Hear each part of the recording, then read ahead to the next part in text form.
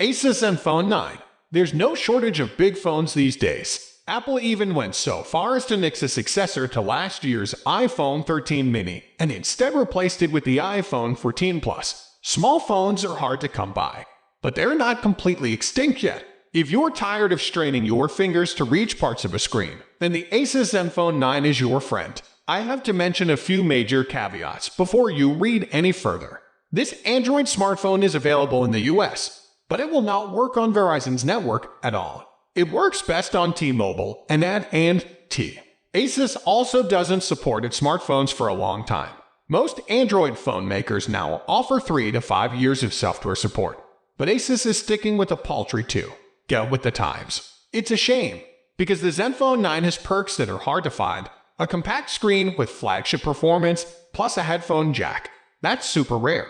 It might not look like a glitzy flagship phone, but there are a lot of goodies in this little package. It all starts with its size. At just 5.9 inches, it's easy to wrap my fingers around. It's not as small as the iPhone 13 mini, but it's still one of the smallest screens out there today. This AMOLED display never felt too cramped with everyday tasks, but it did feel limiting when I watched episodes of Love, Death, and Robots while on the exercise bike at the gym. I had to bring the phone close to my eyes to catch details in the night of the mini-dead episode. Otherwise, the screen is sharp, looks colorful, and manages to get just bright enough to use on sunny days. The 120Hz refresh rate is a treat too, and a feature you won't find on the iPhone 13 mini. Every swipe and scroll feels smooth. Size isn't the only thing that makes this phone so nice to hold. It's also the texture Asus uses on the back of the device. It's soft and feels kind of like the rubber mats on a playground. I like when phone manufacturers play around with designs and textures. Props to Asus for making this phone feel distinct,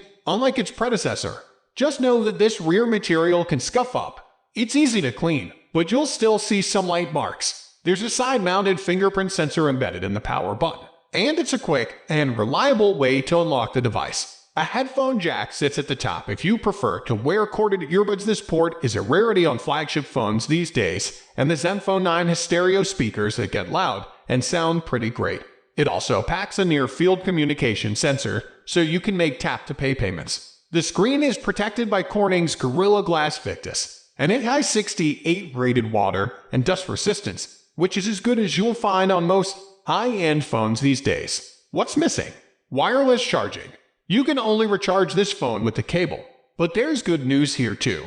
Asus is one of the few phone makers these days that still includes a charging adapter along with the USB-C cable. Speaking of charging, Asus has managed to fit a 4300 mAh battery into this small phone, which comfortably lasts the full day. Actually, it usually gets me through a day and a half with average use. It's pretty great.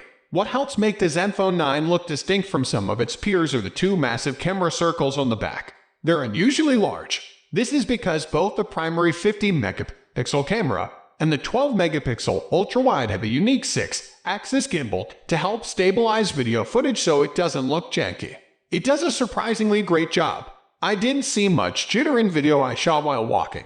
The results were smoother than what I got on the Pixel 7. Though still not at the level of the iPhone 14 and Apple's sensor shift stabilization technology. The quality of the video, however, wasn't always as nice. The iPhone in general and the Pixel's new 10-bit HDR support allow for nicer colors and better exposed scenes. Low-light footage was much grainier on the Asus, though still much more stabilized than the Pixel.